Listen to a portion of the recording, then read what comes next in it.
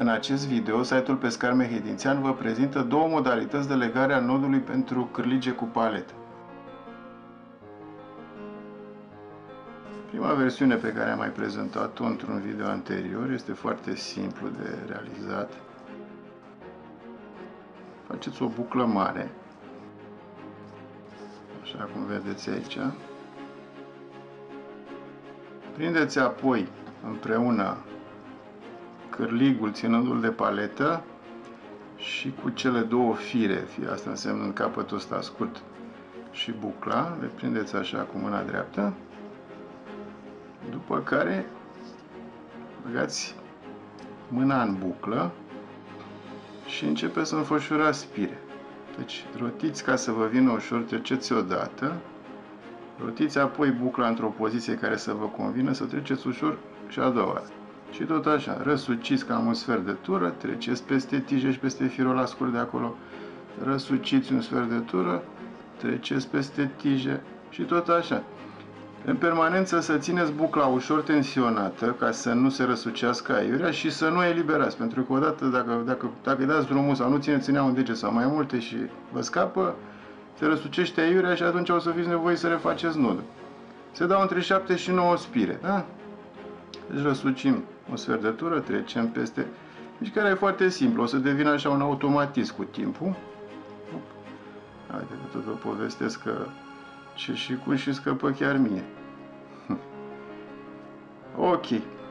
Bun, când ați dat suficiente spire, prindeți capătul la scurt de acolo, îl trageți în partea cealaltă, ținând de nod, neapărat trebuie să țineți cu mâna dreaptă de nod, schimbați mâna cu care țineți nodul și trageți de celălalt capăt al firului. După cum vedeți, nodul s-a format, dar nu este încă poziționat și nici strâns. Îl mișcați ușor pe tija cârligului până la paletă, având grijă ca firul care se duce spre lansetă să iasă pe deasupra paletei, în poziția asta care o vedeți aici.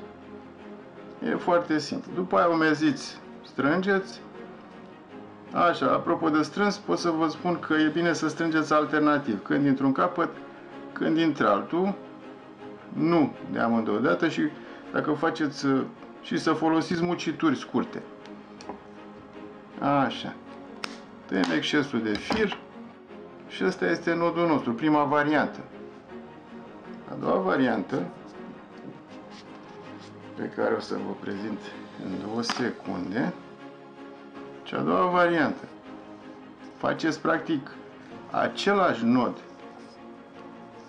Este vorba, deci chiar facem același nod. Numai că o să-l facem altfel, într-un mod mai ușor, zic eu, special pentru cârligele de dimensiuni mici. Deci plecăm tot de la aceeași chestie, da? Facem o buclă mare, se vede. Aveți grijă ca aceste două fire să nu se încalece, deci capătul ăsta scurt și firul principal să nu se încalece când începe să bobinăm spirele, da? Diferența între prima versiune și a doua este că aici prindem bucla aproape de tija cârligului, de curbură, și începe să înfășurăm. Dăm prima spiră și aici vine șpilul. A doua spiră se va da spre paletă. Observați? Deci mergem spre paletă acum cu spirele. Într-un fel e mai ușor. Tot așa, 7-9 spire. Mă rog, eu dau și eu câte pot aici, că fiind gros firul ăsta, nu mă lasă să fac eu cum vreau. Ok. Tragem la sfârșit de capătul scurt. Ținem nodul. Tragem de celălalt capăt. După cum vedeți, nodul nostru este format exact ca înainte. Îl poziționați cum v-am spus. Tăiați excesul de fir și asta e. Uitați ce nod frumos, da? Foarte simplu. Cel puțin până acum, sper că e totul clar. Așa, și acum să facem și în timp real.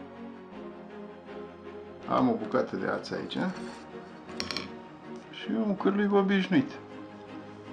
Asta e cârligul. O să aplic prima versiune. Deci, după cum vedeți, facem o buclă mare, prindem cârligul de paletă și începem să înfășurăm. Deci asta e viteza cu care lucrez eu normal. Nu știu dacă vedeți ceva. Ok. La sfârșit se trage de capătul ăsta scurt, se ține de nou, se trage de capătul celălalt, se poziționează, se strânge bine firul, tăiem excesul de fir, asta îl tai cu o unghieră, așa, și ăsta e nodul, prima versiune pe care v-am prezentat-o. Ca să vedeți că se poate și pe partea cealaltă, îl tăiem, luăm un alt cârlig, ăsta e un cârlig de creap, facem aceeași buclă, se vede, nu? Așa, lăsăm capătul ăsta ca să nu ne deranjeze, ținem frumos de tișă și începem să înfășurăm. Deci prima spiră o dăm spre curbură și a doua în interior. Și începem să avansăm spre interior. Mie vine mai greu să-l fac pe ăsta, pentru că eu, sincer, o folosesc pe celălalt, dar m-am gândit că nu strică să avem mai multe opțiuni, știi? Și să avem de unde alege.